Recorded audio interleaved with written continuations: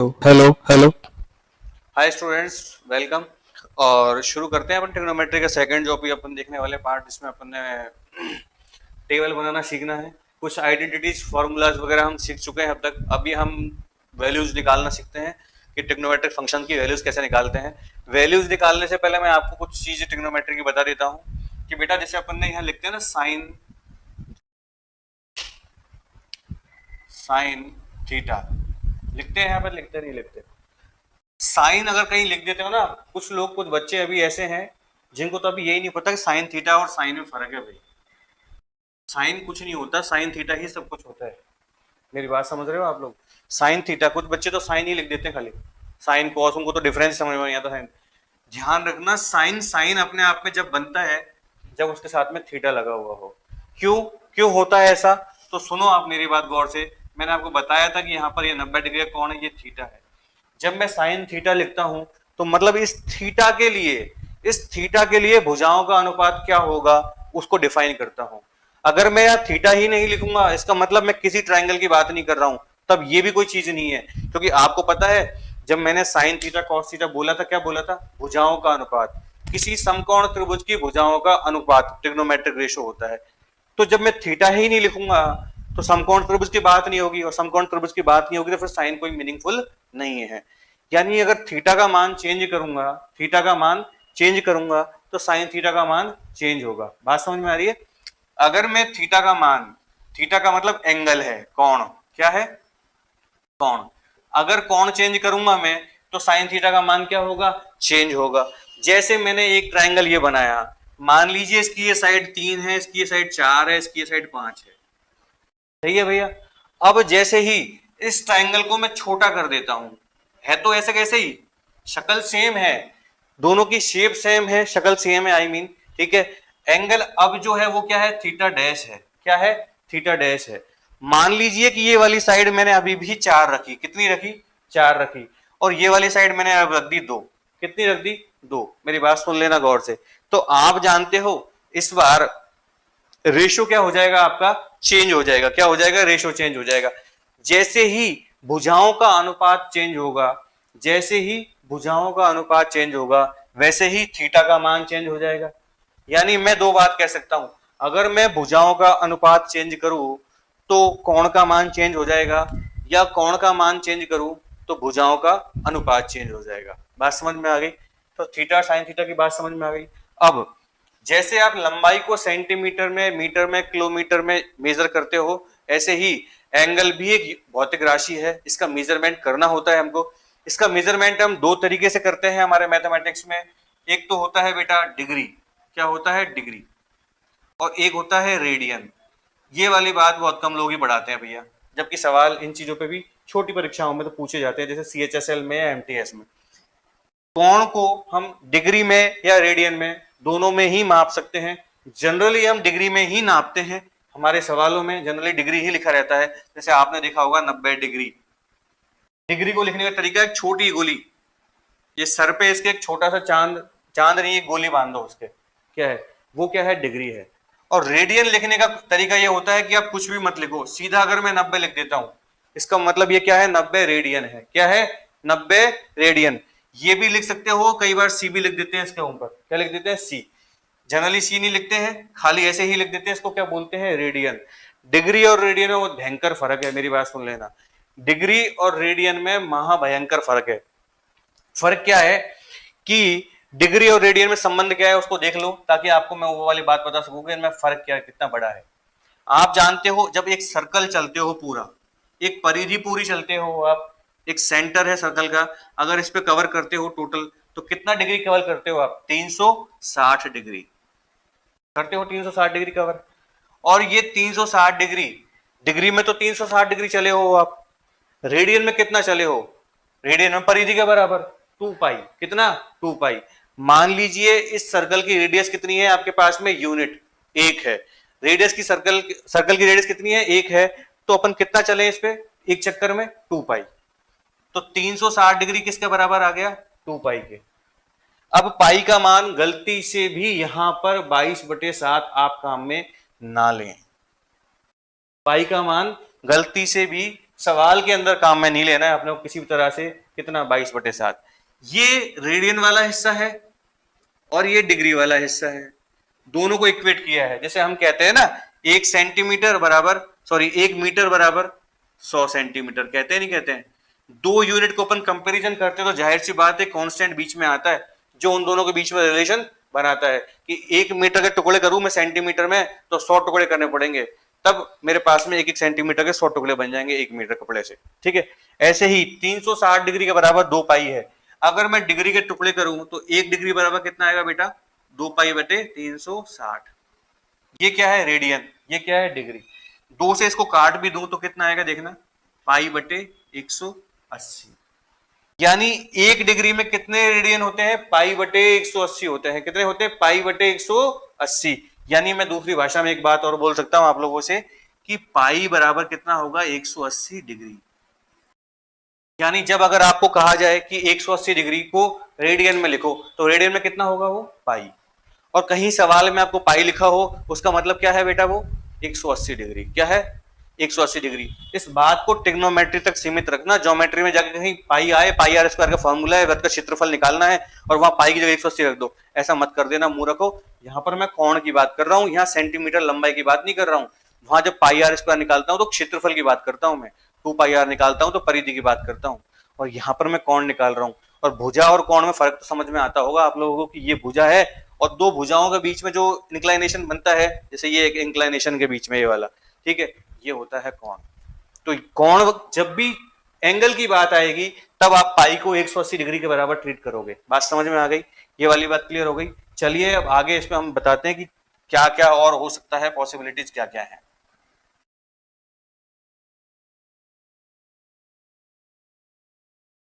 एक कंसेप्ट और लिख लो।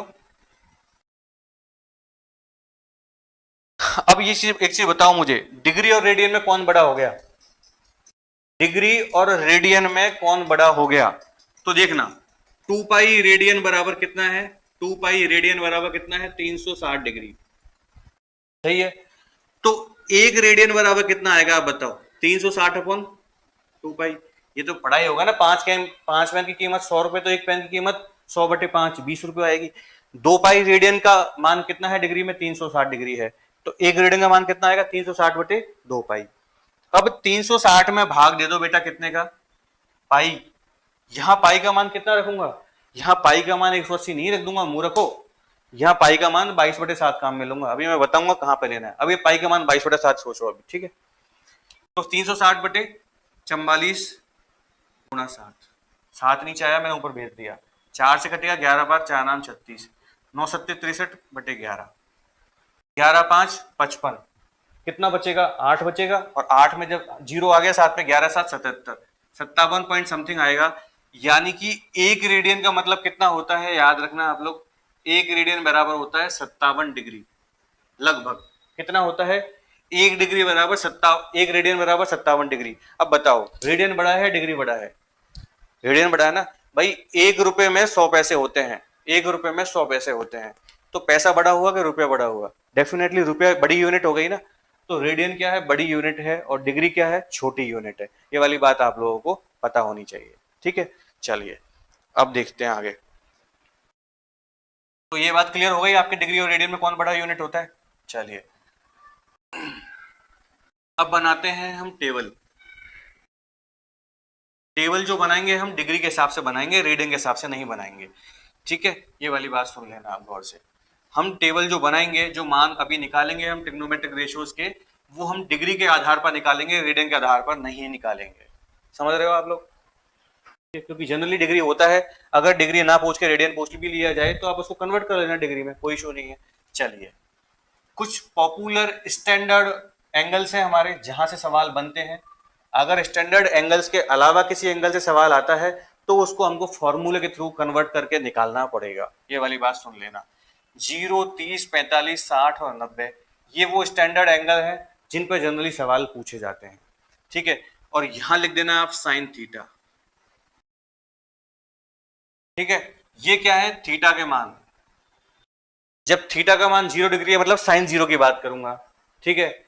यहां लिख दो कॉस थीटा, यहां लिखो टेन थीटा, यहां लिखो कोसेक थीटा, यहाँ लिखो सेक थीटा और यहाँ लिखो आप कॉट थीटा, कोई प्रॉब्लम नहीं है। टेबल बना रहे हैं अपन साहब।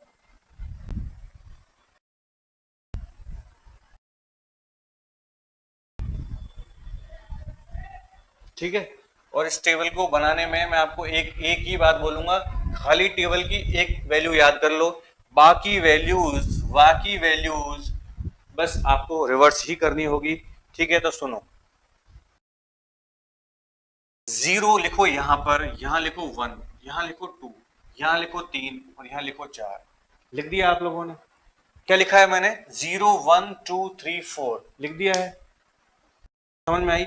अब एक काम करो, मैक्सिमम संख्या कितनी पहुंच गई हमारी? 4। इस 4 का सभी में भाग दे दो एक बार, तो क्या आएगा? 0/4, 1/4, 2/4, 3/4, 4/4। क्या किया मैंने? पहले नंबर लिख दिया 0 1 2 3 4, फिर 4 का सभी में भाग दे दिया और फिर लगा दिया मैंने इसके ऊपर अंडर रूट। क्या लगा दिया? Under root. ठीक है, आ गया? बस यही मान होता है। अब कहोगे इतना सूगला सा मान, तो सूगला नहीं है, ये साफ हो जाएगा, देखना कैसे होगा। जीरो में किसी भी संख्या का भाग दूं तो उत्तर क्या होता है? जीरो होता है। जीरो में किसी भी संख्या का भाग दूं सिवाय जीरो के, जीरो में जीरो का भाग मत देना भाई, बस नहीं तो गड़बड़ हो जाएगी। जीरो में जीरो नॉट डिफाइंड होता है, आप लोग ये जानते हो। जीरो में जीरो क्या होता है आपका? Not defined. नॉट डिफाइंड का मतलब निर्धारित नहीं कर सकते इस चीज को हम। 0/0 इज नॉट डिफाइंड। तो जीरो में जब मैं 4 का भाग दूंगा तो क्या बनेगा? जीरो। और जीरो का अंडर रूट भी ले लूं तो क्या बनेगा? वो जीरो ही बनेगा। तो मैं इसको क्या लिख दूंगा यहाँ पर? देखना, जीरो। साफ सुथरे शब्दों में लिख रहा हूं। एक का अंडर रूट तो एक ही होता है और 4 का अंडर रूट कितना होता है? 2।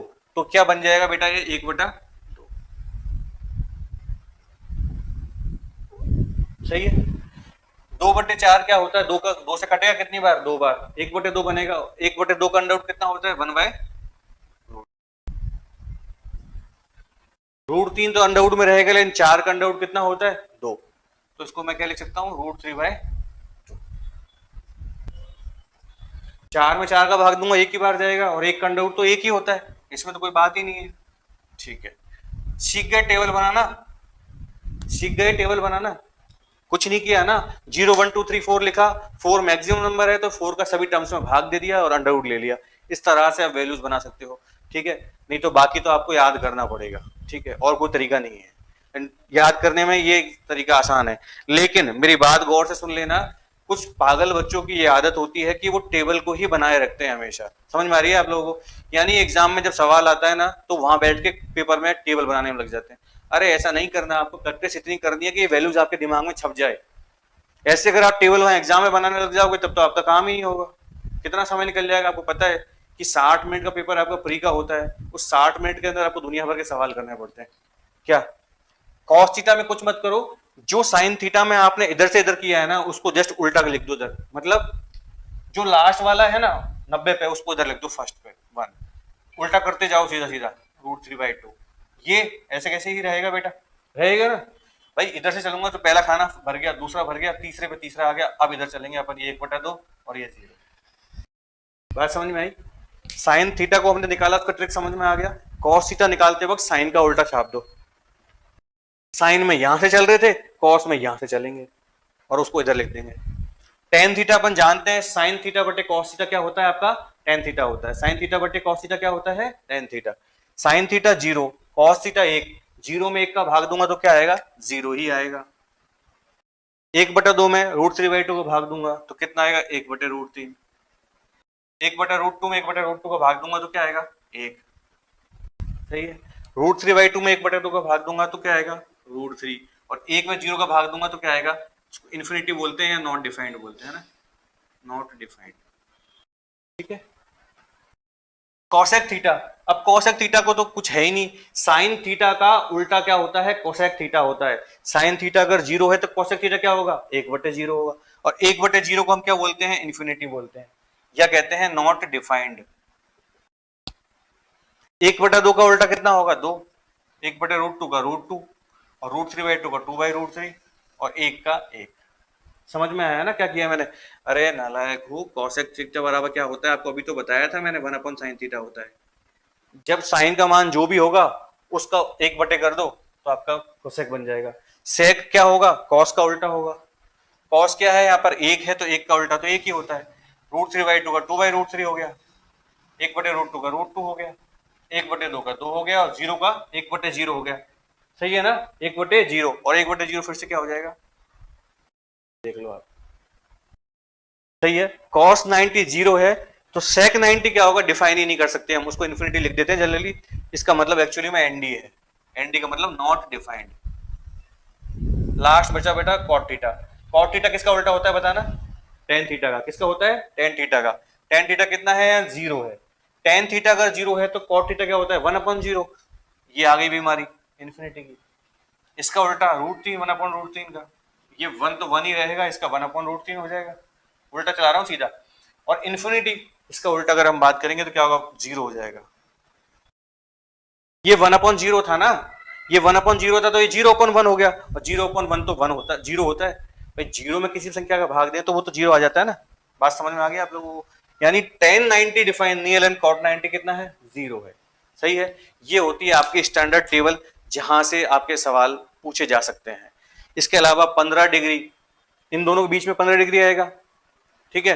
एक इन दोनों के बीच में आएगा 75 डिग्री, तो 15 डिग्री और 75 डिग्री की वैल्यू भी इंपॉर्टेंट है। वो कैसे निकालेंगे उसके लिए हमको कुछ और फॉर्मूले सीखने पड़ेंगे, तब हम इनको करेंगे। अभी इतना ही चलने दो, इसको ज्यादा कचरा मत करो। अब मैं इसमें एक गजब की चीज आपको और सिखाता हूं जहां से सवाल पूछे जा सकते हैं। क्या, देखो, साइन थीटा का मान 0 से 1 की ओर बढ़ रहा है या घट रहा है, बढ़ रहा है। बात समझ में आ रही है, यानी साइन थीटा में जब मैं मान 0 डिग्री से 90 डिग्री की ओर लेके गया तो मेरे साइन थीटा का मान जो है, जब थीटा का मान 0 से 90 की ओर गया तो मेरे साइन थीटा का मान लगातार बढ़ रहा है। क्या कर रहा है, लगातार बढ़ रहा है। देख लो, यहां मान कितना था, 0। यहां 1/2, 1/2 का मतलब होता है 0.5, 1/√2 ये 0.7 के आसपास कुछ जाएगा। ये उससे भी बड़ा और ये उससे भी बड़ा, यानी कुल मिला के साइन थीटा का मान 0 से 90 डिग्री के बीच में क्या होता है, बढ़ता हुआ जाता है। तो मैं एक बात, कहां गया ये रहा, एक बात कह सकता हूं कि साइन थीटा कैसा फंक्शन है। देखो, मैंने फंक्शन की बात आपको मैंने अलजेब्रा में पढ़ाई थी कि फंक्शन क्या होता है, वहां अलजेब्रिक फंक्शन पढ़ाया था। ये ट्रिग्नोमेट्रिक फंक्शन है अपने आप में। फंक्शन क्यों कहते हैं इनको, क्योंकि देखो यहां पर थीटा का मान चेंज करोगे तो साइन थीटा बदलेगा कि नहीं बदलेगा। और मैंने आपको जब अलजेब्रिक फंक्शन पढ़ाए थे ना, यार क्या हो रहा है ये, जब मैंने अलजेब्रिक फंक्शन पढ़ाए थे तो आपको लिखा था जैसे y बराबर x² लिखा था ना, या y बराबर x² + 2x। तो मैंने कहा था जब मैं x का मान चेंज करूंगा तो y का मान चेंज होगा कि नहीं होगा, बोला था ना आप लोगों को मैंने। तो वो क्या कहलाता है, फंक्शन। तो यहां जब मैं थीटा का मान चेंज करूंगा तो साइन थीटा चेंज होगा कि नहीं होगा। मान लो y बराबर साइन थीटा है, अगर थीटा चेंज होगा तो साइन थीटा चेंज होगा, और साइन थीटा चेंज होगा तो मतलब y चेंज होगा। तो यहां भी तो वेरिएबल्स के बीच में रिलेशन है और वहां भी वो रिलेशन था, इसलिए इनको अपन बोलते हैं फंक्शन। तो इन ट्रिग्नोमेट्रिक फंक्शंस की कंसेप्ट समझ लो मैं क्या कहना चाह रहा हूं। 0 से 90 डिग्री के बीच में साइन थीटा कौन सा फंक्शन कहलाता है, इंक्रीजिंग फंक्शन। क्या कहलाता है, इंक्रीजिंग फंक्शन। इंक्रीजिंग फंक्शन का मतलब कहते हैं इसको अपन हिंदी में क्या बोलेंगे, वृद्धिमान फलन।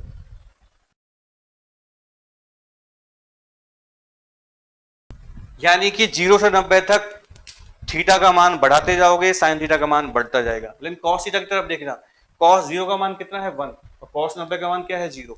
कॉस का मान लगातार क्या होता जाता है, घटता जाता है। कॉस का मान लगातार क्या हो रहा है, घट रहा है। यानी कॉस क्या हो गया, डिक्रीजिंग फंक्शन हो गया।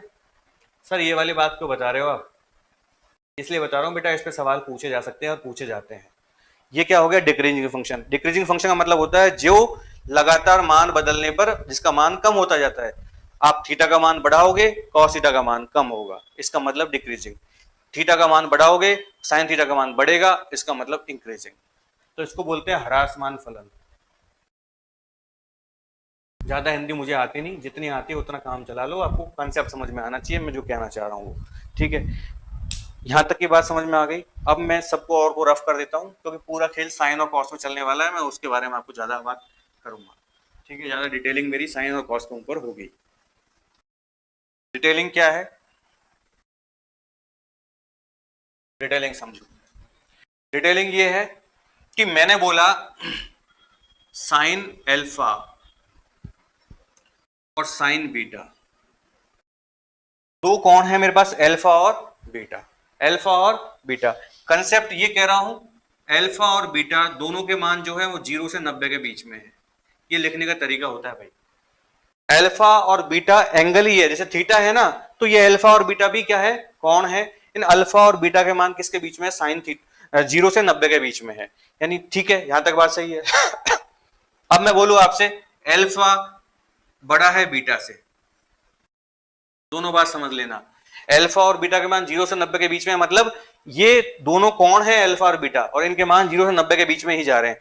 जिसमें मैंने कंडीशन और लगा दी कि अल्फा का मान क्या है, बड़ा है, और बीटा का मान छोटा है। अल्फा का मान बड़ा है और बीटा का मान छोटा है। मैंने कहा था, मैं कह रहा हूं इनके बीच में रिलेशन क्या होगा। इनके बीच रिलेशन क्या होगा, ऑप्शन दे रहा हूं, sign alpha is greater than sine beta होगा। ये कंडीशन दी हुई थी सवाल में आपको, है ना। Sine alpha is less than sine beta होगा, हो गया।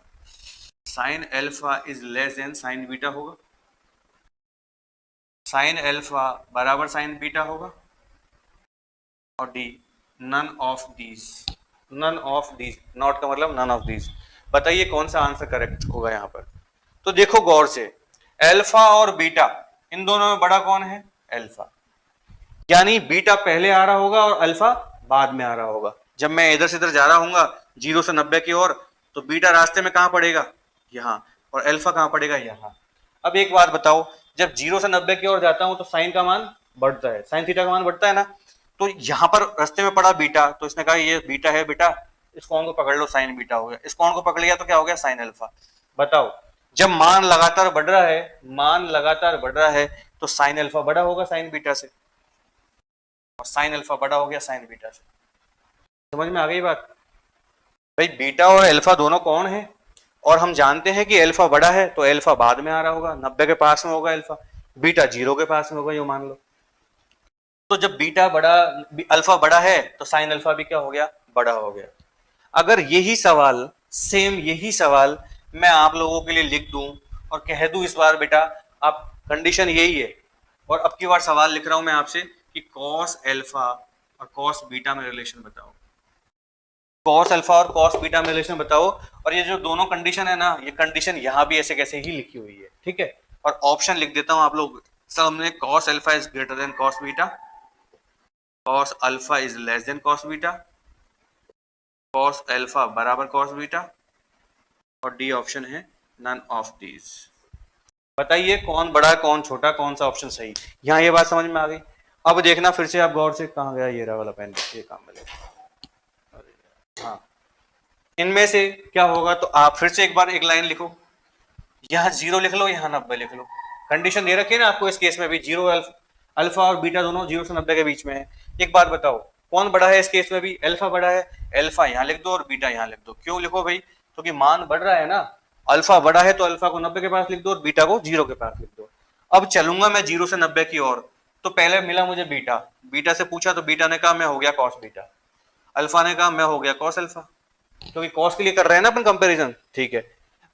तो फिर कॉस बीटा कॉस अल्फा में बातचीत हुई तो पता लगा कि कॉस बीटा ने कहा कि मैं तो बड़ा था, आगे जाते जाते मैं घटता हुआ जा रहा हूं, आगे जाते हुए क्या हो रहा है, घट रहा है, तो घटेगा तो ये और भी घट जाएगा बीटा अल्फा, तो इसका मतलब कॉस बीटा क्या हो गया, बड़ा हो गया, कॉस बीटा बड़ा हो गया इस केस में। बात समझ में आ रही है, क्यों हो गया कॉस बीटा बड़ा, क्योंकि बीटा क्या है, बीटा क्या है, छोटा एंगल है, और अल्फा क्या है, बड़ा एंगल है। अब बीटा छोटा एंगल है और अल्फा बड़ा एंगल है, तो जैसे जैसे एंगल बढ़ता है तो कॉस का मान तो कम होता जाता है। इसका मतलब छोटे कोण पर कॉस ज्यादा मान देगा और बड़े कोण पर कॉस कम मान देगा। समझ में आ गई बात। तो कॉस बीटा बड़ा हो गया और कॉस अल्फा छोटा हो गया। बात समझ में आ गई।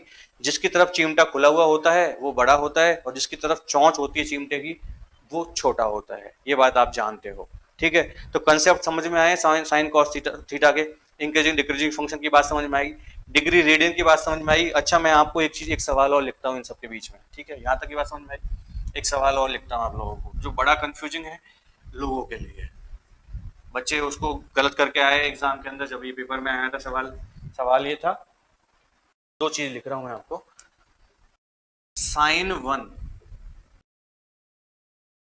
और यहां क्वेश्चन मार्क लगा दिया और यहां लिख दिया साइन 1 डिग्री। ऑप्शन लिखना, क्वेश्चन था ये बेटा, क्वेश्चन था, है ना।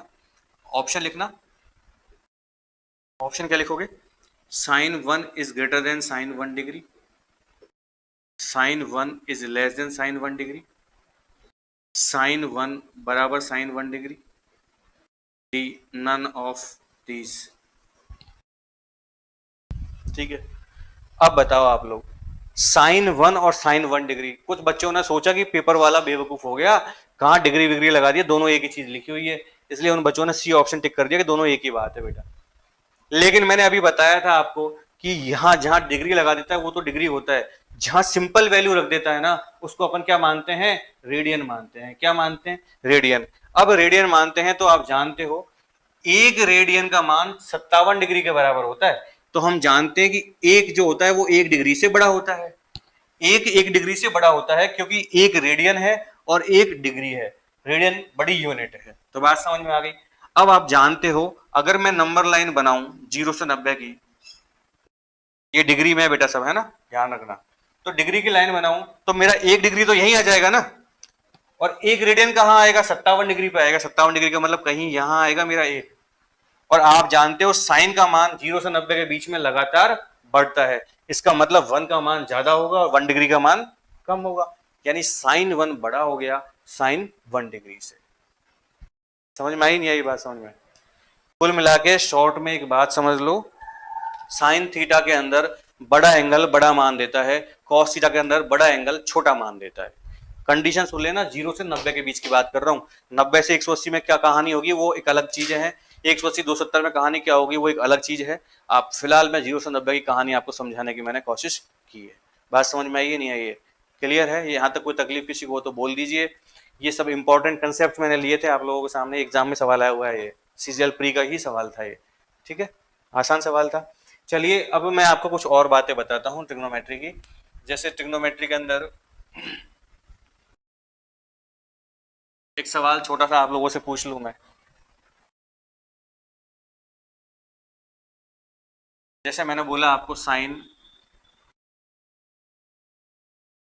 45 डिग्री प्लस कॉस 60 डिग्री, मान बताओ। एक लिख दिया sec 45 degree plus cosec 60 degree, मान बताओ। ये सिंपल क्वेश्चन प्री में सीएचएसएल में पूछे जा सकते हैं। साइन 45 का मान हम जानते कितना होता है, 1/√2, टेबल में पढ़ाया था। और कॉस 60 कितना होता है बेटा, 1/2। एलसीएम लूंगा तो कितना आएगा, 2, तो √2 + 1/2, ये आंसर हो गया। ये भी एक अपने आप में आंसर हो गया। ठीक है, अब देखना यहाँ पर सेक 45 का मान कितना होता है, √2 होता है, क्योंकि कॉस 45 1/√2, तो सेक 45 √2 प्लस साइन 60 √3/2, तो कॉसेक 60 2/√3, तो कितना आएगा देखना, 2 + √6/√3। सिंपल मान उठा के रख दिए। आपके रेलवे एनटीपीसी एग्जाम अगर हो ना तो वहां पर ऐसे ही चिंदी चोर सवाल आते हैं। ठीक है, लेकिन एसएससी के अंदर और थोड़े से स्मार्ट लेवल सवाल आते हैं। उसके लिए मैं आपको नेक्स्ट क्लास में क्वाड्रेंट सिस्टम पढ़ाऊंगा। क्वाड्रेंट जानते हो आप लोग, क्वाड्रेंट होते हैं भैया, जैसे ये अपन बनाते हैं पूरा, ये 0 होता है, यहाँ 90 होता है, ऐसा कुछ होता है, इस तरह से अपन चलाते हैं उसको। वो अपन नेक्स्ट वीडियो में देखेंगे।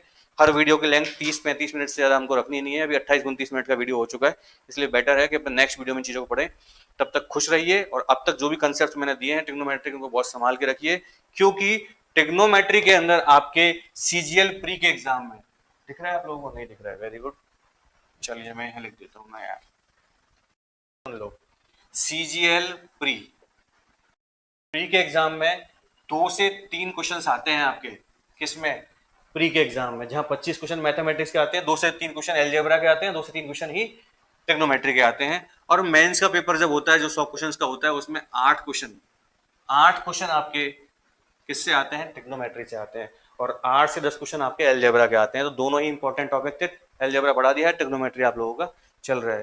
हल्के में मत लेना, ट्रिग्नोमेट्री सवाल आसान बनते हैं, बेहद आसान सवाल होते हैं, लेकिन बच्चा बिल्कुल ही मेहनत नहीं करना चाहता, तब प्रॉब्लम्स खड़ी हो जाती है। ठीक है, मिलते हैं नेक्स्ट वीडियो में, तब तक खुश रहिए, थैंक यू।